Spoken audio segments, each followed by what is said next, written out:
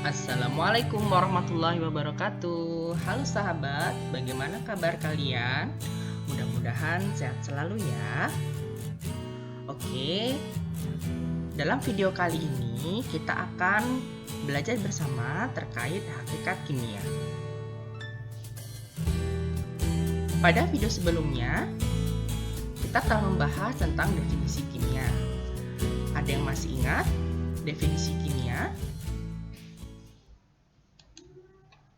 Ya, kimia didefinisikan sebagai ilmu yang mengkaji tentang materi, baik yang dapat disentuh maupun yang tidak dapat disentuh, meliputi susunan, ada komposisi dan struktur, kemudian sifat, kemudian perubahan yang dapat dialami materi, serta fenomena-fenomena yang menyertai perubahan materi. Lantas, bagaimana ya kimia itu dapat berkembang?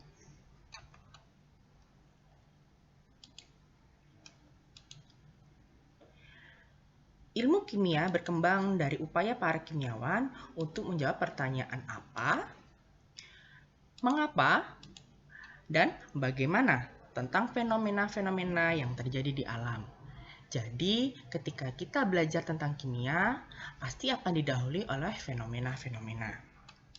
Pengetahuan yang lahir dari keinginan untuk memperoleh jawaban apa merupakan suatu fakta dan selanjutnya disebut sebagai pengetahuan faktual.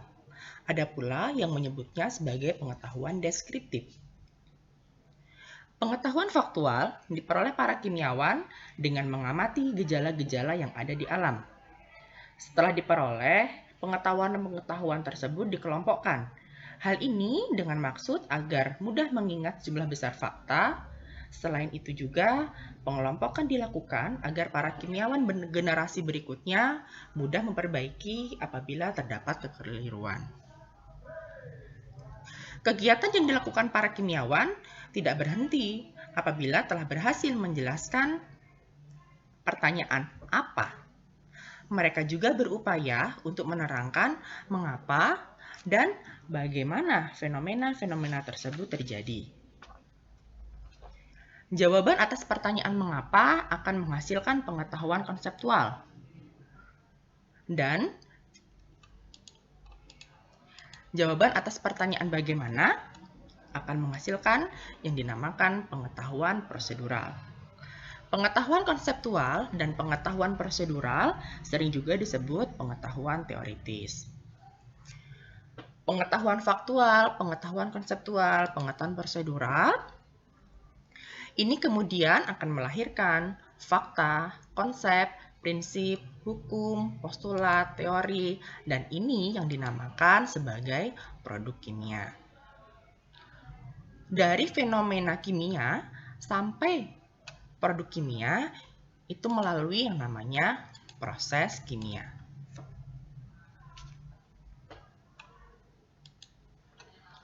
Nah, untuk memperoleh pengetahuan tersebut, para kimiawan melakukan penyelidikan-penyelidikan terhadap suatu fenomena menggunakan tahapan-tahapan proses keilmuan untuk memperoleh pengetahuan secara sistematis berdasarkan bukti fisik. Seperti yang kita tahu, berdasarkan cara diperolehnya, produk kimia tadi yang berupa fakta, konsep, prinsip, hukum, postulat, maupun teori adalah hasil dari suatu proses berpikir yang dimulai dengan mengamati. Sehingga tahap pertama untuk memperoleh pengetahuan kimia selalu dimulai dari mengamati. Pengamatan merupakan suatu proses menggunakan satu atau lebih indera. Dapat berupa indera penglihat, pendengar, pembau, peraba, bahkan perasa atau pengecap. Hal ini dilakukan untuk mengumpulkan informasi terkait fenomena-fenomena kimia. Informasi yang diperoleh selanjutnya disebut bukti atau data yang disebut fakta. Pada saat mengamati suatu fenomena atau mengkaji suatu fakta, keterampilan berpikir sangat diperlukan, terutama untuk mengidentifikasi dan mengenali ciri-ciri objek yang diamati, mengidentifikasi pola atau kecenderungan suatu data, serta mengidentifikasi masalah. Dari kegiatan mengamati di sini, maka nanti akan dapat dirumuskan suatu masalah. Selanjutnya, para kimiawan akan berhipotesis atau memberikan jawaban sementara terhadap rumusan masalah yang mereka ajukan. Selanjutnya, para kimiawan akan melakukan eksperimen untuk membuktikan hipotesisnya. Dari kegiatan eksperimen akan diperoleh data yang diperoleh selanjutnya akan diolah, kemudian dianalisis, dan akhirnya akan ditarik kesimpulan untuk dilaporkan hasil kegiatannya. Nah, kegiatan-kegiatan atau tahapan-tahapan yang dilakukan para kimiawan inilah yang disebut sebagai metode ilmiah. Kimia sebagai suatu proses merupakan keterampilan-keterampilan dan sikap yang dibutuhkan untuk memperoleh dan mengembangkan pengetahuan. Sebagai proses dapat diartikan semua kegiatan ilmiah untuk menyempurnakan pengetahuan maupun untuk menemukan pengetahuan baru. Kimia sebagai proses mengandung pengertian cara berpikir yang dikenal dengan minds-on,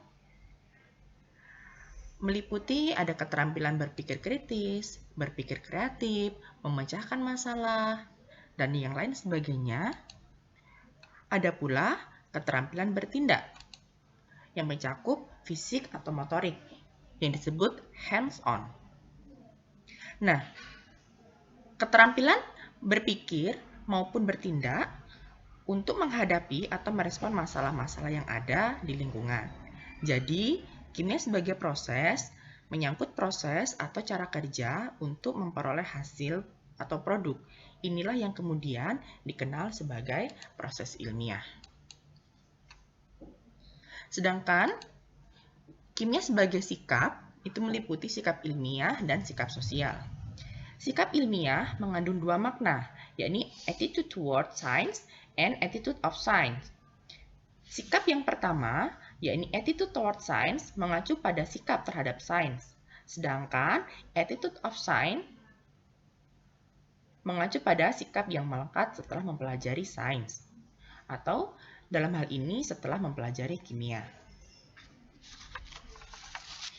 Sikap ilmiah yang diperoleh sebagai dampak iringan setelah melakukan proses antara lain mengembangkan keingintahuan, dapat membedakan fakta dan opini, berani dan santun dalam mengajukan pertanyaan dan berargumentasi, berpendapat secara ilmiah dan kritis, melakukan kegiatan yang menunjukkan kepedulian lingkungan, bekerja sama dalam memecahkan masalah, tekun dan ulet, teliti, cermat dan akurat, jujur terhadap fakta, serta kreatif, inisiatif, dan mandiri.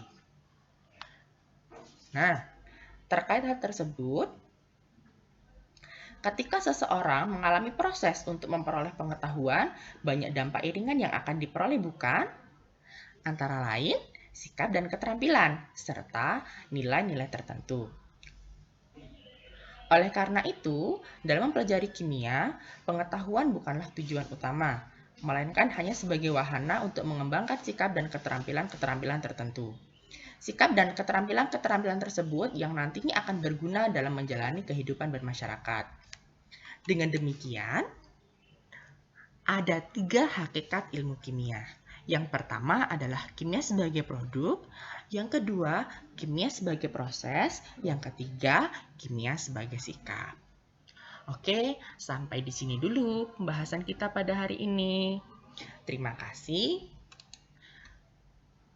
telah menonton video ini.